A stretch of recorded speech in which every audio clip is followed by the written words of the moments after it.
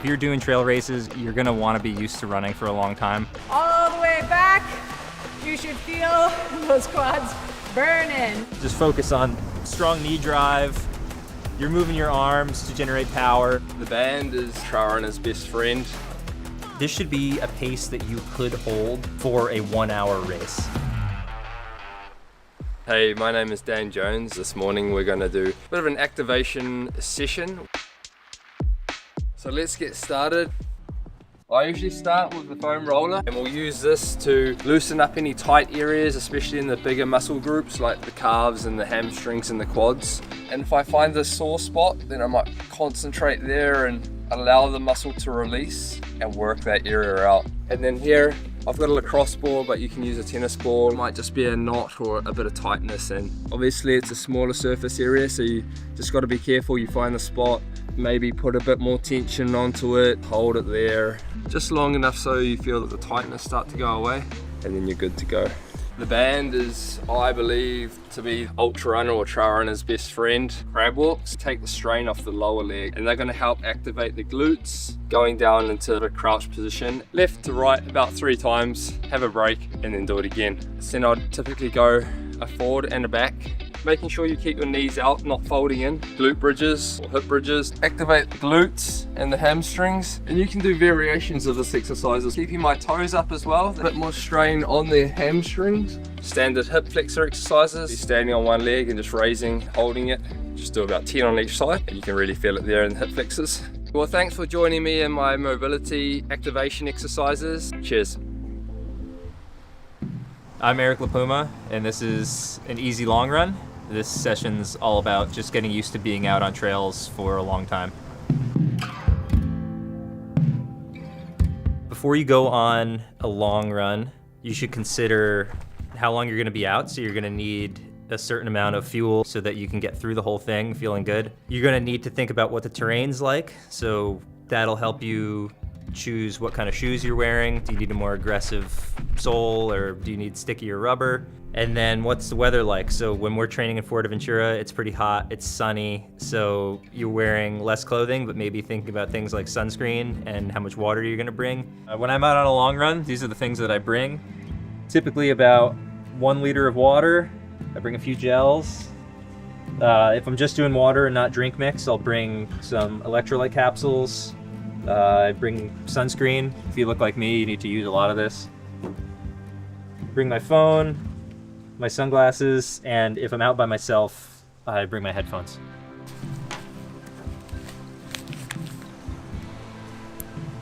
All right, guys, let's hit the trails.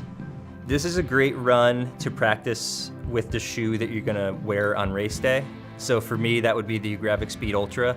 The easy long run is important to include in your training because if you're doing trail races or if you're racing ultras, you're gonna wanna be used to running for a long time. I think some good mental strategies to push through fatigue are breaking the run into smaller sections. Whether that's thinking, I just need to get to that tree or I need to get through this next mile.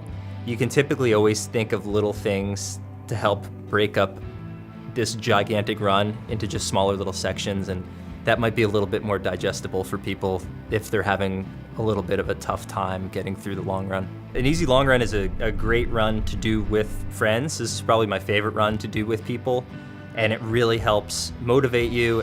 So that's it for the easy long run. I'm tired, so I'll see you next time.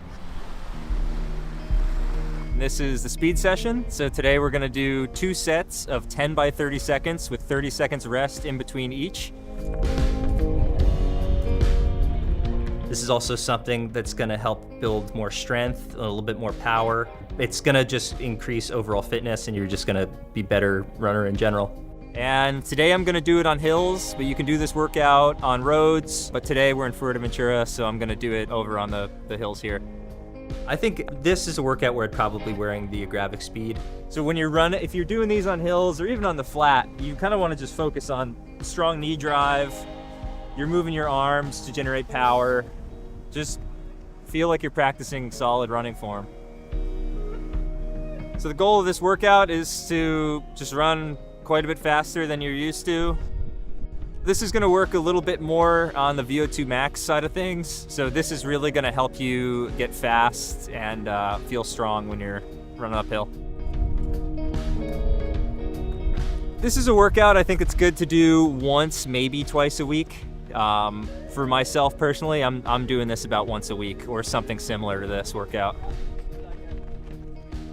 Okay, that wraps up the speed session, and I hope everybody has a great workout. This is the threshold session. So this is 2 by 20 minutes with 5 minutes jogging rest. So for the threshold session, I'm going to change my shoes into the Graphic Speed Ultra. It's good to practice in the shoes that you're gonna race in, and it's nice to feel fast.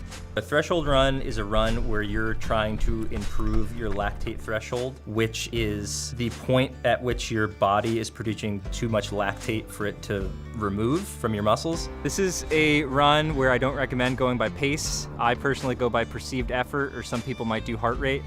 Your threshold effort changes from day to day, just depending on how tired you are, so that's why I don't recommend pace. And I think the best way to describe threshold effort is just by calling it comfortably hard. This should be a pace that you could hold for a 1-hour race.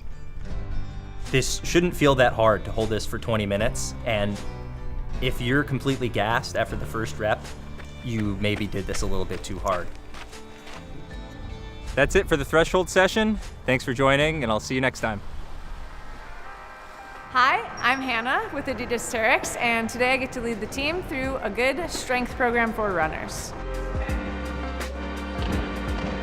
First exercise we're going to show today are sled pushes. Ankle, knee, hip extended with a really good strong hip flexion on the opposite side. Squat, arms straight, back straight, starting with a high knee, pushing through as quick and efficiently as you can. And on the way back, we're gonna burn out those quads. Back straight, all the way back. You should feel those quads burning, so stay nice and low.